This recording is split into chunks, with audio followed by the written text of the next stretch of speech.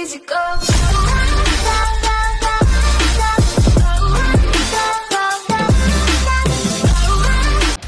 Yo les gars, c'était Loco, on se retrouve aujourd'hui pour une toute nouvelle vidéo, voilà.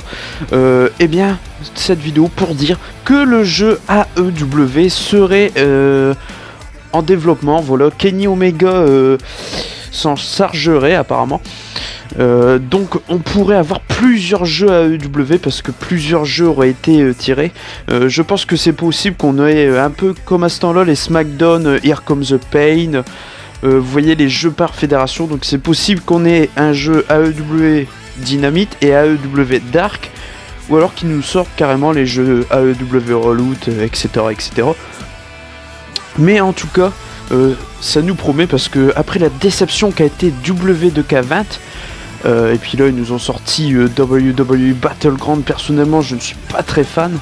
Voilà, on n'a même pas de 2K21 cette année.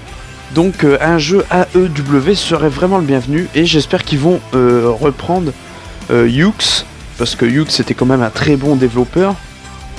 La AEW s'en est séparée malheureusement pour Virtual Concept.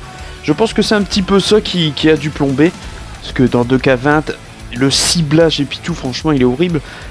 Malgré quelques mises à jour, il y a toujours des bugs. Je prends moi personnellement, j'y joue de moins en moins déjà, et puis je sais pas, c'est plus assez intéressant.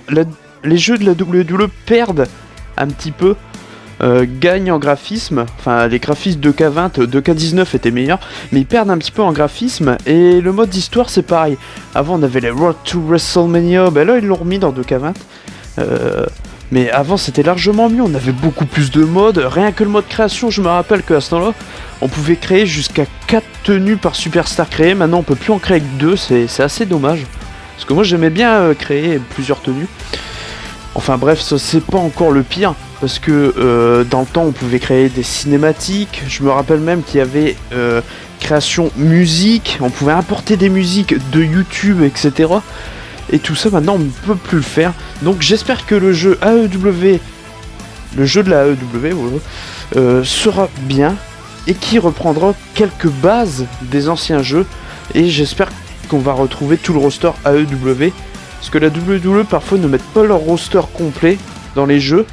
Mais la AEW, j'espère, déjà c'est quasiment sûr qu'on va avoir John Moxley, Dean Ambrose, Cody, Goldust. Ceux-là, je pense, on est sûr de les avoir, le Inner Circle, ça c'est sûr. Mais en tout cas, personnellement, dès que le jeu va sortir, je vais l'acheter, déjà rien qu'en étant fan de catch. Mais même, je pense que ça peut très bien donner. En plus, c'est Kenny Omega qui s'occupe de la création. Et Kenny Omega, comme on le sait, est un très très grand fan de jeux vidéo, voilà. Rien qu'avec ses tenues d'entrée quand il était à la New Japan Pro Wrestling, on pouvait s'en apercevoir. Mais bon, Kenny Omega à la direction, ça ne peut qu'exploser. Peu que les frères Jackson arrivent, donc les Young Bucks, et s'y mettent aussi, parce qu'eux sont très grands fans de jeux vidéo aussi, je pense que ça pourrait nous donner un jeu exceptionnel. Bon, en tout cas, j'espère que ces informations vous auront été bonnes, et n'hésitez pas à lâcher un petit like. On se retrouve pour la prochaine vidéo. Allez, ciao ciao, c'était Théo El Loco, goodbye.